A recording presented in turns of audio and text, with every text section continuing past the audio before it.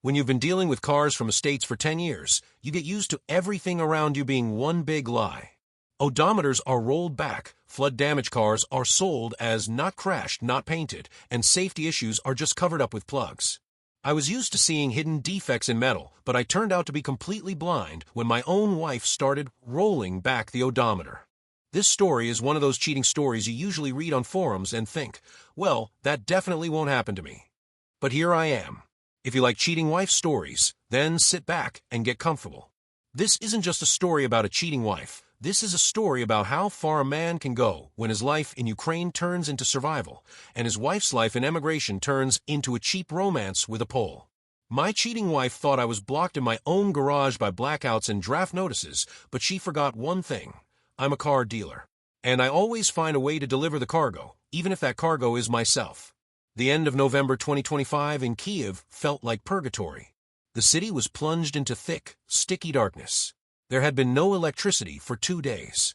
I sat in my unheated garage, squeezed between concrete boxes of apartment buildings, watching the vapor from my breath rise in the beam of a weak flashlight. Once life had bustled here. Impact wrenches hummed, fresh paint smelled, and on the lift stood salvage cars from America. Copart and IAI were my element. I bought them at auctions, dragged them across the ocean, worked magic at the service center, and sold people a dream on wheels. Now it only smelled of dampness, old iron, and my own helplessness. My legal business, which I had built brick by brick, had died. Logistics were dead, ports closed, and clients were now buying not crossovers, but drones and turnstiles. The money that had been set aside for development melted away on generators, helping the guys at the front and supporting my family abroad. I wasn't a smuggler. I was an honest entrepreneur. But for 3 years now I'd been living in a trap.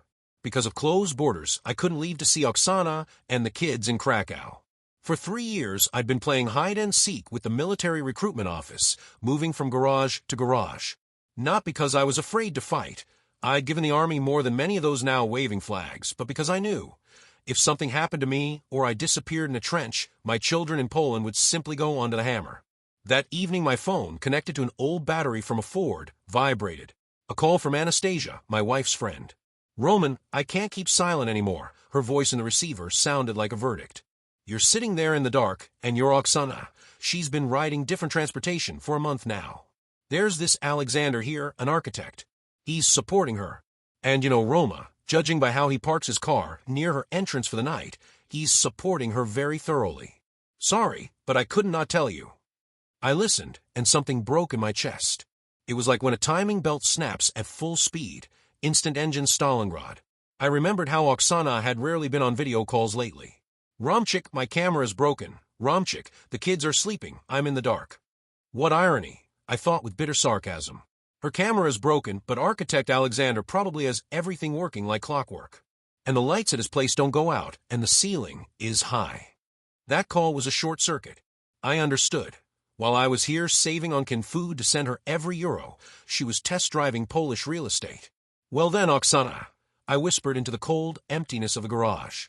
"I hope your Alexander calculated the construction well, because I'm about to demolish your happiness." There was almost no money left. I went to the market and bought the cheapest Chinese gear I could afford with the remaining hryvnias. A thin sleeping bag that promised comfort, but actually warmed no better than a wet newspaper, a synthetic jacket that rustled like a garbage bag, and sneakers that would fall apart after the first puddle. This was a suicide kit. But I didn't care. I got out my work tablet. I used to plot routes for car carriers from Klaipėda on it. Now, I was drawing a route where instead of gas stations there were animal trails, and instead of traffic police, drones with thermal imagers. This will be the hardest delivery of my life, I told myself. I knew that the November Carpathians don't forgive mistakes. But the fear of freezing in the forest was nothing compared to the cold that spread in my soul after every thought about Oksana and her architect. The road from Kyiv to the foothills of the Carpathians in November 2025 wasn't just a journey, it was a special operation. In a country where there are checkpoints at every major intersection, and your passport in the Heartbreak database glows red like a faulty engine light, traveling legally was impossible. But I was a car dealer. My profession had taught me one thing: any system can be bypassed if you know its weak points. I called Anton and Maxim, my guys. We'd hauled cars from Lithuania and Poland together for so many years that we understood each other without words. They knew my situation about the business, about how I hadn't seen my kids for 3 years, and now, about architect Alexander. Roma, this is suicide. Maxim twisted a radio in his hands, sitting in the cab of his old tow truck. November in the mountains isn't a walk in Hydro Park. You'll freeze in those Chinese sneakers before you reach the first mountain. I don't have a choice, Max. I check my backpack. If I stay here, I'll just rot. This way I have a chance. Either I make it or at least I'll try. We developed the Logistics Zero plan. Maxim drove ahead in an empty tow truck. He was our scout. Tow trucks were less often stopped for detailed checks because everyone was used to them hauling scrap metal or volunteer vehicles. Anton drove 5 kilometers behind in an old Volkswagen Caddy, Pi wagon. I was the cargo. We didn't take the main highways. We moved through capillaries, secondary roads of Zhytomyr and Khmelnytsky regions, where the asphalt had ended during Kukma's time, but where the chances of meeting a recruitment patrol tended toward zero. First on the line, Maxim's voice crackled on the radio. At the entrance to Lubar there are chandeliers. They're standing tight, checking everyone. Turn around, we're going through the fields. And we turned around. We circled, detoured, lost hours on broken dirt roads. Every time a car with blue license plates passed, my heart skipped a beat. I felt like a criminal, although my only crime was wanting to see my own children and look into the eyes of the woman who had forgotten what lawful husband meant. When we stopped in forest belts to rest, I opened the tablet. I looked at satellite maps of the Carpathians. It looked scary. Huge forest masses with no roads, only complex terrain, and a border that was now guarded better than a bank vault. You know what's funniest? I said to Anton as we shared one can of cold stew somewhere near Ternopil. For 3 years I paid taxes, customs, excise. I brought thousands of cars into this country. And now I'm forced to hide in the back like contraband cigarettes. Such is life, Rom, Anton sighed. Right now the main thing is to survive. And Oksana, well, God will judge her. Maybe she just broke. Not everyone's made of iron. Iron gets tired too, I cut him off. But iron doesn't run to another mechanic at the first breakdown. We reached Zakarpattia on the 3rd day. The mountains greeted us with a leaden sky. The clouds hung so low it seemed you could touch them. A fine, nasty rain began, a drizzle that seeped under any clothing. Anton drove me as close as possible to the green zone in the Rokov area. There was no road beyond that. That's it, Ramek. Maxim got out of the car and hugged me tightly. We can't go further. Beyond there are patrols at every step, drones with thermal cameras. You know, now the border is golden. Those who lead groups charge $10,000. I don't have 10,000. I adjusted the straps of my cheap backpack, which had already started cutting into my shoulders. All I have are these legs and Chinese sneakers. Take this. Anton handed me a heavy package. There's some lard, chocolate, and dry fuel here. And take my knife. Just in case. I stood at the edge of the forest. Dark firs rose upward like Gothic cathedral spires. Behind me remained Kyiv, the garage, the ruined business, and 3 years of fear. Ahead was an unknown path lasting 21 days, where my only companions would be cold, hunger, and bears. Roma, Maxim shouted when I had already taken my first step into the thicket. If you make it across, let us know. Somehow through the internet. At least put a period. I nodded without looking back. Ahead was the first mountain. And somewhere far beyond it, Krakow, where architect Alexander was probably just uncorking a bottle of wine for my wife. This thought burned me more than the freezing air. I entered the forest. In November it smells of death, rotting leaves, and wet bark. My cheap sneakers got soaked in the first 200 meters. This was only the beginning. The first 3 days in the mountains taught me that all my knowledge about extreme conditions had been child's play. When you're driving a car through a blizzard over a pass, you're in a warm cabin, you have a thermos and a fuel reserve. Here in the forest thickets near Rokov, my own body was the fuel, and it began to malfunction on the 2nd day. November rain in the Carpathians isn't just water. It's an icy substance that has the ability to penetrate through the waterproof, as the market seller had promised, Chinese jacket. Within an hour, I was wet to my underwear. The synthetic padding in the jacket clumped into lumps, and instead of warmth, I felt on my shoulders a wet, heavy cold compress. Well, Roma, this isn't studying auction sheets, I rasped to myself, forcing my way through thick bushes. I couldn't walk on trails. Trails are traps. There could be cameras, tripwires, or border patrols. I went through like a wild boar. Every step upward was a battle. My feet in cheap sneakers slipped on wet leaves and slippery stones. The thin sole allowed me to feel every sharp edge, and by the evening of the second day my feet had turned into one solid bruise. The most terrible thing was evening. When the sun, which wasn't visible behind the clouds anyway, finally set, the temperature rapidly dropped to 0. The air became thick and frosty. I knew that lighting a fire meant signing my own death warrant. Drones constantly hummed in the sky over the border zone. Modern thermal imagers can see even a cigarette, but from several kilometers high, and a campfire for them is like a lighthouse in Odessa port. So I just burrowed into wet leaves, covering myself with my thin sleeping bag, which by night absorbed moisture and became like cold, slimy snake skin. Subscribe to the channel, like if you're interested in how an ordinary car dealer survives in the wild. Your support helps me write these stories, and I carefully read your comments to know which plots you like most. Let's continue. On the third night, I realized I was sick. It started with a light tickle in my throat, and by morning had turned into a red-hot knife. I started coughing. Every coughing fit echoed in the night forest silence like a gunshot. I pressed my mouth with my dirty hat, trying to muffle the sounds that made my whole body shudder. Along with the cough came a fever. My head became heavy as a cast-iron engine block. The world around began to blur. I walked in a semi-conscious state, navigating only by an old compass I'd grabbed from the garage. It seemed to me that the trees around were lift posts, and the fog was exhaust fumes in my workshop. Oksana is probably in a warm bath now. This thought came suddenly and hit harder than the fever. Alexander will bring her a towel. Clean, dry, warm, and I'm drinking water from a deer hoof print here. Rage was the only thing that kept me from just lying down under a fir tree and falling asleep forever. I imagined this architect's face.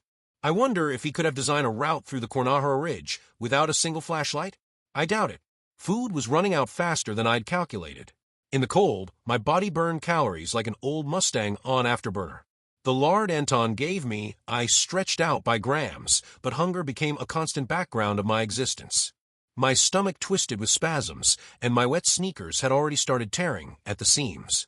The right sneaker was asking for porridge, the sole had come off the toe, and now wet snow mixed with mud constantly got stuck in there. On the fourth day, when I climbed onto another plateau, a helicopter passed over my head. It flew so low I could see the border guard's face in the window. I fell face first into a dirty puddle, covering myself with a piece of old canvas I'd found earlier. My heart pounded so hard it seemed it could be heard a kilometer away. When the hum subsided, I raised my head. I was covered in mud, with a temperature around 39 degrees Celsius, without proper shoes, and almost without food. But I saw them, border posts on the horizon. They were still far away, and between us was the highest part of the mountains, where November had already turned into real winter. Well, Roma, I rasped, spitting out viscous saliva. One last push remains. All or nothing. I didn't know that 10 kilometers from a finish, fate would throw me one more test on which it would depend whether I would ever see Krakow. On the 8th day, the mountains decided to finish me off. The rain turned into dense, sharp snow that the wind threw directly into my face.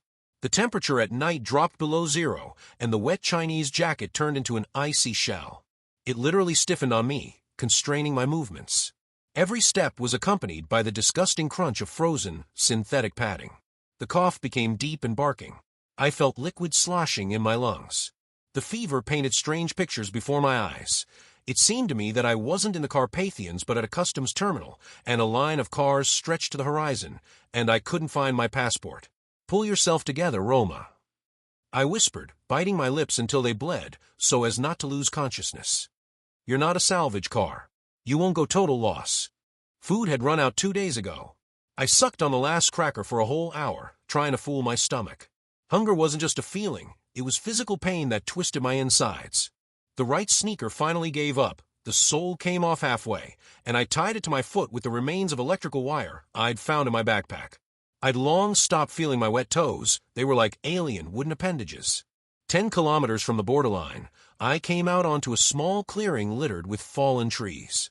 There, under spreading fur, I saw something foreign, a bright blue plastic bag. It was an abandoned camp. Most likely, a group with a guide had gone through here. They had dumped everything unnecessary before the final push to run as light as possible. I rushed to the bag, tearing it open with wooden fingers. Inside were empty cans, wet clothes, and a miracle. At the very bottom lay a sealed pack of army crackers and a half-empty jar of chocolate spread. For someone this was garbage, for me, a ticket to life. I ate this spread with my fingers, mixing it with dirt and snow, and felt the sugar instantly inject into my blood, giving a brief burst of energy. But the joy didn't last long. Suddenly the air shuddered with a familiar low hum. It wasn't a helicopter. It was a heavy reconnaissance drone. It hung about 100 meters above the forest, slowly moving along the slope. I knew it had a camera with zoom and a latest generation thermal imager. In this frozen forest, my sick body glowed for it like a neon, open sign on a night highway. I dove under the roots of an uprooted fir, covering myself with the remains of dirty canvas. I lay motionless, holding my breath. The drone hovered directly above my hiding place. I could see through the branches, its lens slowly rotating. "Come on, fly away," I pleaded to myself. "Your battery's dying, I know. Fly to base." Seconds stretched into eternity. Finally, the drone swayed and began slowly shifting toward the riverbed. I waited another 10 minutes before crawling out. The last section was the most difficult. Ahead was a steep climb to the ridge, beyond which Romania began. The rocks were covered with a thin layer of ice. I scrambled upward, tearing my nails to the flesh. Each breath was accompanied by a wheeze that seemed to be heard throughout the forest. When I finally reached the crest, I saw them. 2 border guards with a dog stood just 200 meters below, on the slope. They weren't looking in my direction, but the dog, a large German shepherd, suddenly raised its head and growled dully, looking directly at my rock. "Stop." "Who's there?" one of them shouted, pulling an assault rifle off his shoulder. I didn't wait. I had no strength for conversations or explanations. I just pushed my body forward, down the other slope, which dropped almost vertically. "Shoot," came from behind. A dry crack of a burst sounded. Bullets cut branches above my head. The dog broke into frantic barking. I pushed off from the edge of the rock and flew down. This wasn't a controlled descent. This was a fall. I crashed against stones, grabbed onto thorny bushes, feeling something break in my shoulder. Below was a deep ravine, beyond which Romanian border posts were visible. The pursuers ran from above, but the rocky cliff prevented them from descending directly after me. They were forced to go around, losing precious minutes. I fell to the bottom of the ravine, into wet grass. My left leg responded with such pain that I almost lost consciousness. Open fracture. The bone had broken through the skin, flooding the dirty sneaker rag with blood. I looked up. The border guard stood on the edge of the cliff, just 30 meters from me, but between us was an abyss. "Stop, I'll shoot," one shouted, but I could already see 10 meters ahead another post. Not blue and yellow. Different. With my last strength, on my elbows, I crawled across this invisible line. I buried my face in the cold Romanian earth, and for the first time in 21 days allowed myself to cry. Not from the pain in my broken leg, but because this rout had finally ended. 3 days later, I was in a hospital in a border Romanian town. They put my leg in a cast, gave me a course of antibiotics for severe pneumonia. The Romanians processed documents for me as a refugee. When I first saw myself in the mirror, frostbitten face, sunken eyes, gray beard, I didn't recognize myself. This wasn't that successful car dealer from Kyiv. This was a ghost returned from the other world. I called Oksana. When I arrived by taxi at her house in Krakow, she was already waiting on the street. She saw me on crutches, 20 kilograms lighter, with a face covered in scars. Oksana fell to her knees right on the sidewalk. She sobbed so hard that passers-by stopped. She confessed everything. About Alexander, about her weakness, about how she couldn't handle it. Alexander was there too. He came out of the entrance, saw me, looked into my eyes, the eyes of a man who had gone through 21 days of hell in Chinese sneakers, and just turned around. He left silently, without saying a word. He understood. His architecture couldn't withstand comparison with what I had built over those 3 weeks. I didn't leave her. Not because I'm weak, but because after you crawl across a border with broken legs under bullets, you begin to understand the true value of what remains. Family was the only thing I had left after the world burned. I hugged the children. They smelled of chocolate and warmth. "Dad, why did you become so old?" my little son asked. "It's not old age, son," I answered, looking at Oksana, who didn't dare raise her eyes. "It's just a long road home." Thank you for watching this video. YouTube may no longer suggest my channel to you, so subscribe to it to receive new, interesting stories. You will also help the channel grow and improve the quality of its content. The screen now displays a playlist with other interesting stories that you can listen to. You can also write in the comments what stories you would like to see on the channel.